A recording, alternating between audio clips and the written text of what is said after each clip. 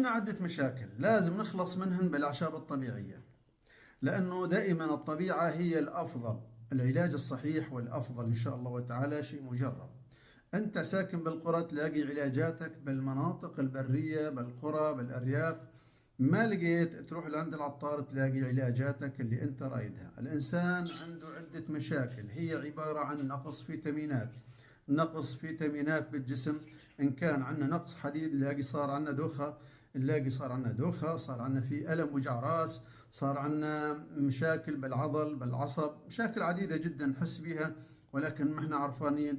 نروح نركض ندور علاجات. لازم تروح تحلل، أول شيء لازم تروح تحلل، بعد التحليل تطلع النتيجة إيش عندك نقص بالفيتامينات، لأنه أي نقص من الفيتامينات تلاقي عندك أنت يصير عندك خلل بجسمك، فلازم أول شيء نحلل. طيب عندنا مشاكل بالركب، علاجات موجودة، حطينا احنا التمر، الثوم، الزنجبيل وزيت الزيتون لمدة 35 إلى 40 خلطة موجودة على اليوتيوب. خلطة ثانية الزيوت، احنا نقدر نستخدم الزيوت بعد الحمام إن شاء الله تعالى لموضوع آلام الركب والعضل والكل. طيب احنا عندنا دهون على الكبد، احنا حطينا كذلك عدة علاجات، قلنا شوك الجمل اللي هو اسم ثاني حليب الشوك، هذا افضل ما يكون لموضوع الكبد، افضل ما يكون. في عندنا كذلك العسل، وفي عندنا الخل التفاح، وفي عندنا الكركم، الكركمين موجود كلياته كذلك فيديوهات على اليوتيوب، بس ادخل سجل مركز الطب النبوي راح تلاقيه. طيب مركز الطب النبوي للعلاج بالأعشاب، طبعا بدك تكفي العلاج بالأعشاب إن شاء الله تلاقي صفحتنا. إيش عندك مشاكل أنت؟ عندك دوخة، عندك كسل، عندك خمول، عندك مشاكل بالكولون، عندك مشاكل نفخة، أهم شيء النفخة وأكثر الناس تشكي من النفخة.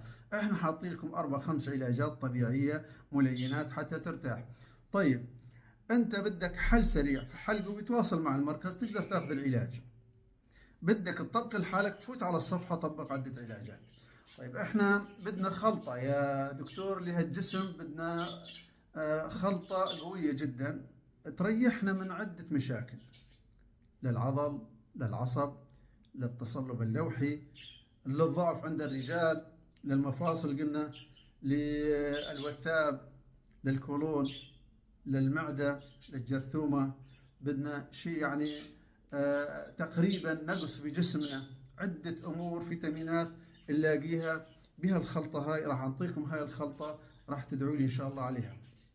الخلطة هاي نجيب كيلو عسل أصلي 100%، نضيف معاه مثلا 100 غرام من الجنسنج الأحمر، أهم شيء الجنسنج الأحمر الكوري، ناخذ 100 غرام منه، ناخذ اكليل الجبل 100 غرام، ناخذ كذلك من طلع النخيل 100 غرام، ناخذ حبة البركة 100 غرام، ناخذ من الحلبة 100 غرام. الحلبة إذا حطيتوها راح تطلع ريحة شوية، من أي خلطة تحطون مع الحلبة راح تطلع ريحة، لكن احنا شو نسوي؟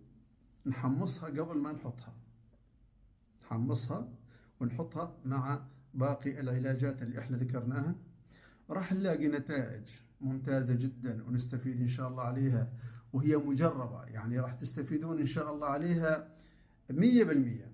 للي عنده فقر دام، للي عنده مثلا قلة حركة، للإنجاب، للصرع، لمشاكل الركب، وجع راس، للضغط، للكولون، لعدة مشاكل راح نستفيد من هاي الخلطة. خلطة بسيطة وموجودة بكل مكان وعند العطار، وخاصة أهم شيء الجنسنج. عليكم العافية إن شاء الله. اليوم ما ظل مشكلة بجسمنا ولا مرض إلا له علاج إن شاء الله، علاج طبيعي لا عاد حدا ياكل هم نهائيا. راح نضيف لكم كل العلاجات الصحيحة على اليوتيوب، مركز الطب النبوي للعلاج بالأعشاب اسم صفحتنا. أي سؤال بدك تسألنا إياه تقدر تفوت على الصفحة وتلاقيها.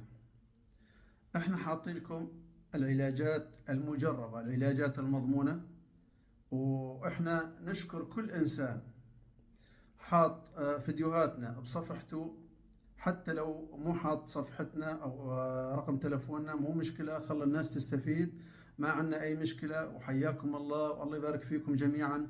اهم شيء انه الناس تستفيد. انشروا من الفيديوهات، انشروا من الفيديوهات لكل انسان محتاج. حتى تكسب الأجر والثواب. هاي المعلومات والله بسيطة جدا ورخيصة جدا وتقدر أنت تطبقها وتستفيد. بدك علاج لحالك قوي وسريع وفعال، تواصل معنا. أي علاج.